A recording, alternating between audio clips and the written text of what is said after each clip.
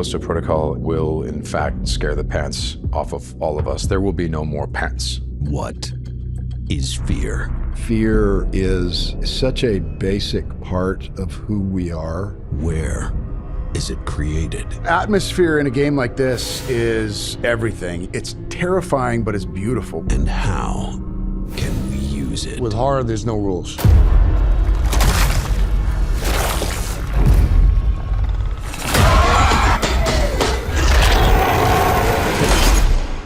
Glen Schofield and the developers of the Callisto Protocol invite you to join them and some very special icons of horror. I think it goes back to the earliest times around a campfire. The perfect horror experience is something that scares the piss out of me. Think of it as a roller coaster. I want it to make me feel things. I want it to startle me. They're all magic tricks. That's what we're doing in the movies. As they discuss crafting the perfect horror experience.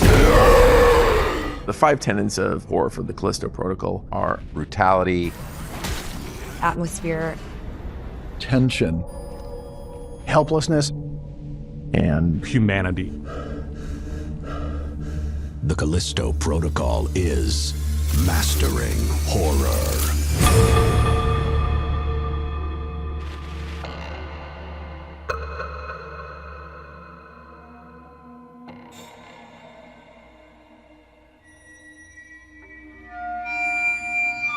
Helplessness and hopelessness usually go hand in hand. They both refer to an experience of being out of control.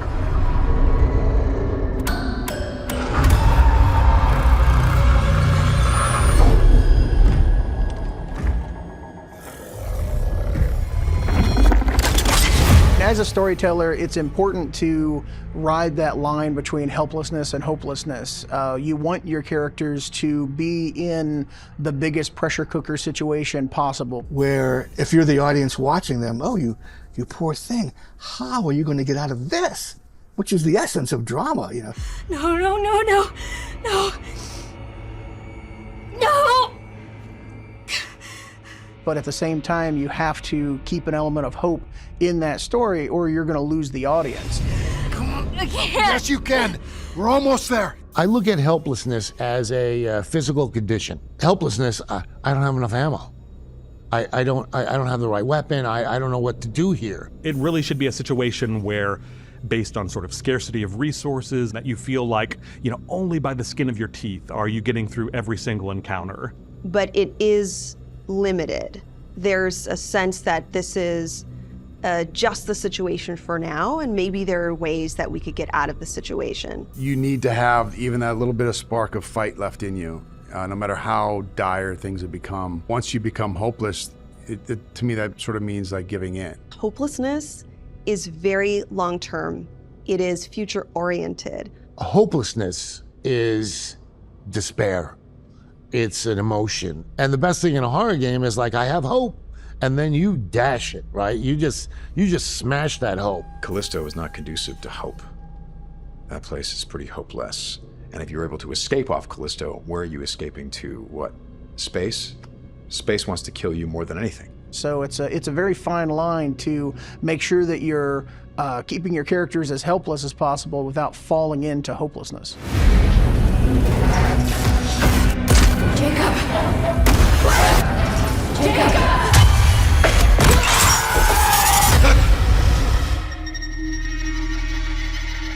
For me, the humanity equals the emotional investment that I have in the story or the script. You go to movies to feel something, but you also go to identify with a character. Everything in fiction is all about relatability. So you can watch The Walking Dead and you can see zombies and know that zombies aren't going to ever happen. That's never going to be a thing.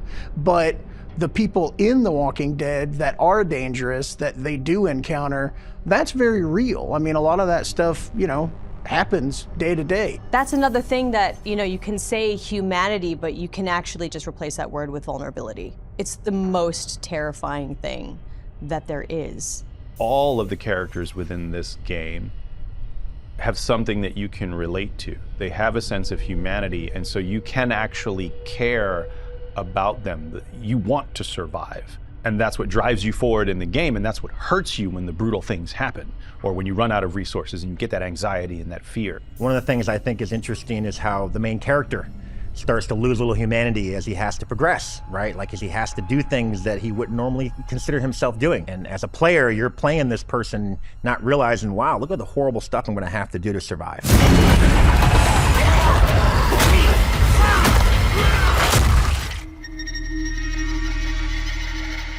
With the Callisto Protocol, one of the things that we were aspired to do was to tell a simple story with complex characters. We wanted to have characters that changed, that grew, that went on an emotional journey, that you followed them along on. They came out the other side not quite what they were at the beginning.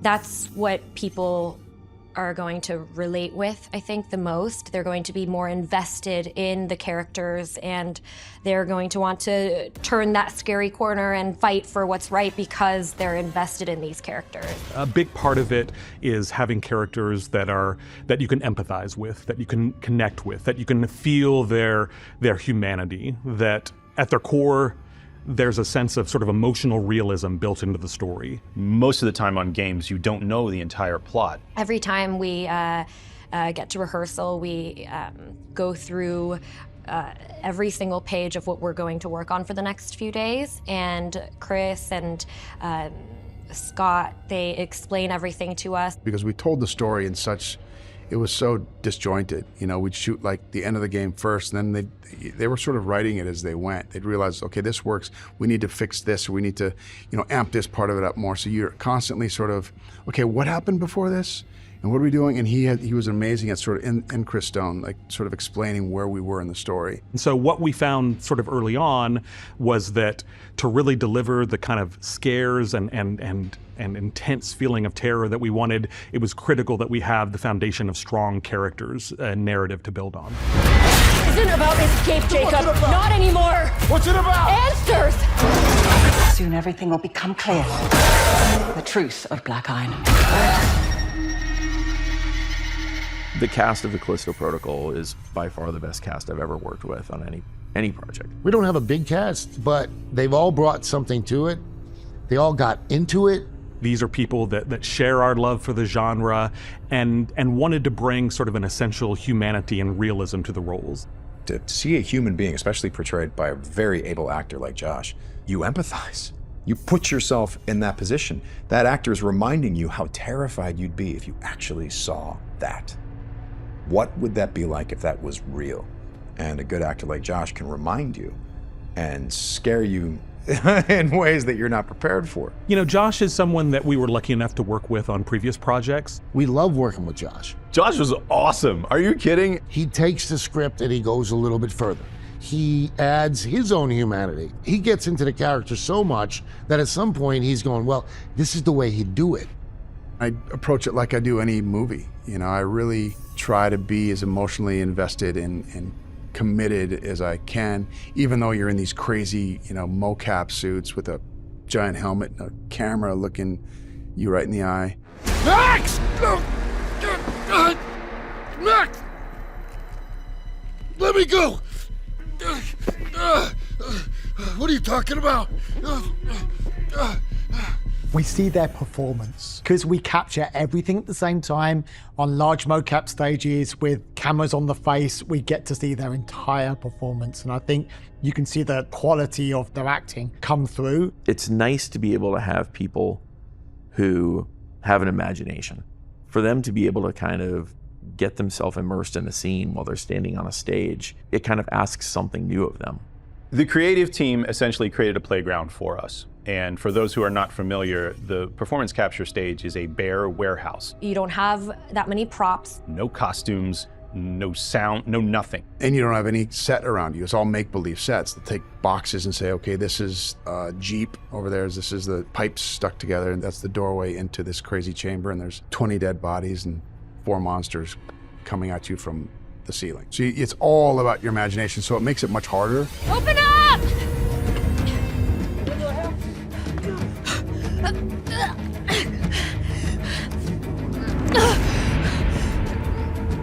Whoa, you don't know what you're doing.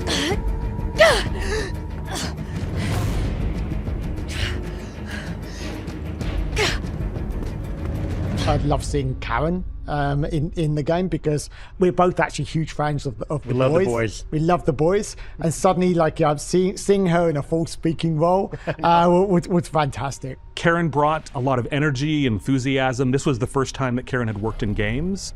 There's a learning curve that it takes, and she learned very quickly. I remember the first day on set, I was in my full body motion capture suit with the dots on my face and a huge camera right here on a helmet. And it was kind of this weird out of body experience where I had to sort of relearn how to walk and talk and work with my surroundings.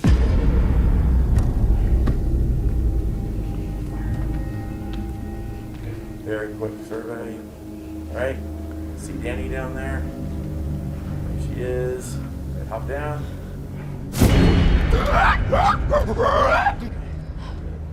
Those things don't give up. We better get moving. You know, some of the other guys, I hadn't worked with Sam Witwer, but, you know, I had heard of him.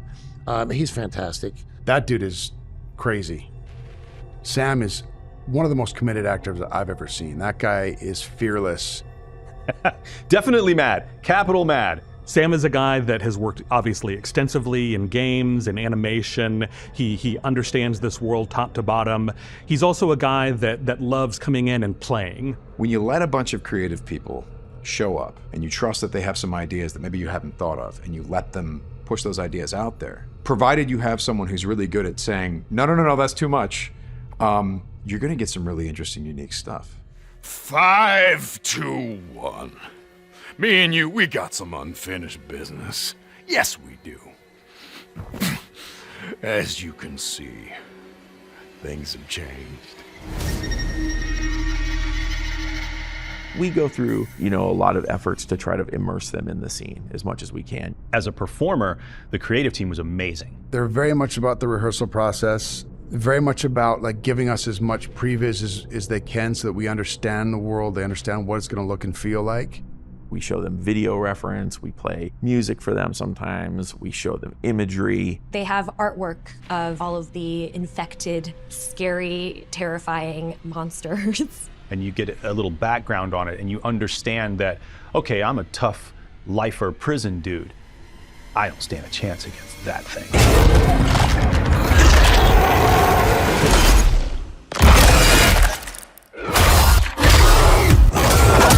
So yeah, that environment of being in the performance capture volume is unique, but I think it's a lot of fun. Nailed it! You go to a film right now and you're gonna sit there for 2 hours and you're gonna feel like you're kind of part of the movie, but you're always kind of a little bit detached. You're a viewer. The difference with the game is you are that character. Right? Everything you do, you have agency over what you're doing in that game, and you have agency over the choices you make that create that story. So the combination of just that interactive element and where technology is now with the graphics and the visuals and being able to get actual performances from actors versus just, slapping someone's VO on top of some random person moving around, those are very different sort of experiences. Who did this? And why? It's like someone's trying to cover up what's happening here.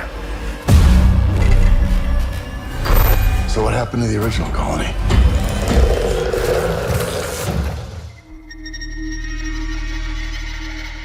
All in all, when you're done playing the Callisto Protocol, I hope that you look back on it and think to yourself, man, first of all, I had a lot of fun playing this game. I think the hope is that you kind of set down that controller feeling a little bit shaken, like you've gone on a journey. I want them to feel excited, scared, and have fun. I want them to do what I'm probably gonna do, which is flip it, turn it, and hit go again. I want them to walk away going, what a ride. I need a nap. I just can't wait for the fans to play it, and I can't wait to see everyone's reaction to it. I want people to walk away and just go, that was a good sci-fi horror game, man.